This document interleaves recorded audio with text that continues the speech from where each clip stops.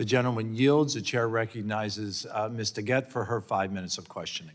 Thank you very much, Mr. Chairman. Well, I just want to reiterate, all of us feel strongly that we should support organ donation and that we should support a strong system.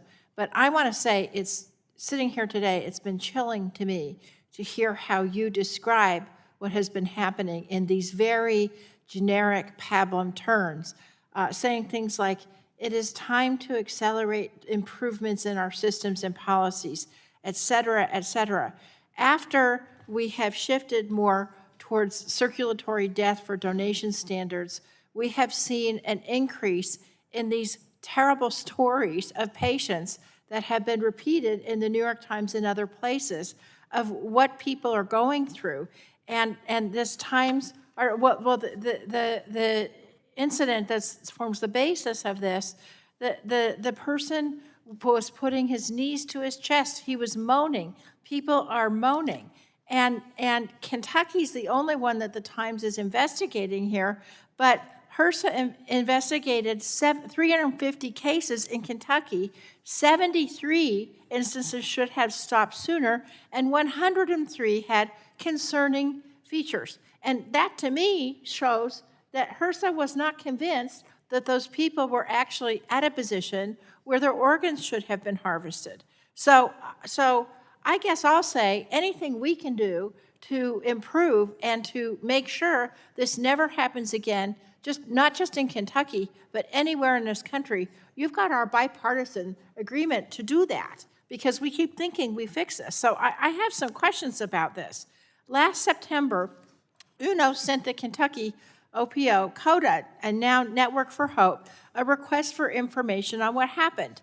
In response, all they got was a single-page letter in which CODA provided zero requested information, disavowed any responsibility, and said, quote, the proper guidelines were in place and worked, unquote. After the letter was received, OPTN then deemed CODA's response sufficient and closed their investigation. HRSA ordered them to reopen the investigation October 1st. So Dr. Formica, I want to ask you, you were the president of OPTN when it sent the first request to CODA in September. Knowing what you know now, do you believe the initial response was sufficient, yes or no?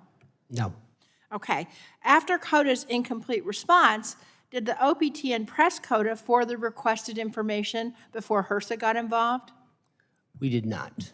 And how did you determine that the allegations against CODA were unfounded when they gave you so little information to work with? Congresswoman, I was not involved in that decision directly. So you don't know? I only know what I've heard through secondhand, and I don't feel I should discuss secondhand information. Is the person you heard it from still around? No.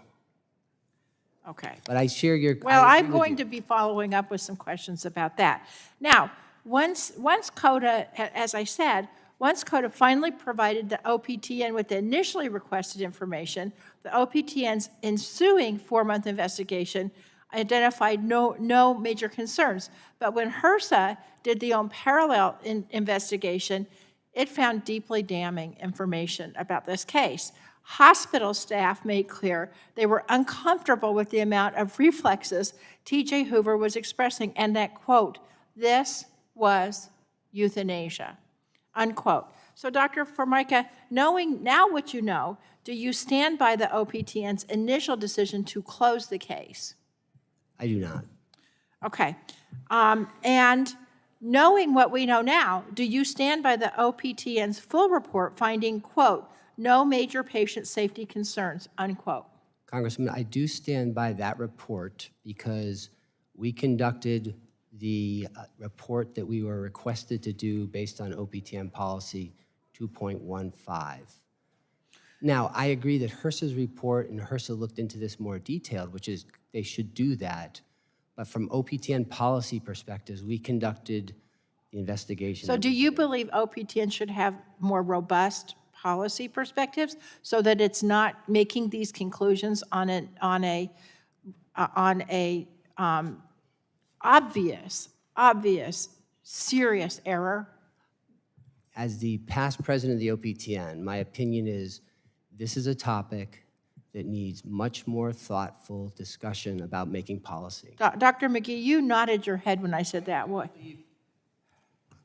I believe in a system, which you have used that word. It's a system. It exists in the healthcare system. There's organ and transplantation system. There's OPTN, and we're a sliver of that. So we need a system. We need a robust process. Much more robust than we've got now. Yeah, and the system may be robust enough, but the responsibilities aren't delineated enough. And I That's think correct. that we need to work on that collaboration because this is not okay. Okay, yeah, we can't keep making this mistake. People are dying, and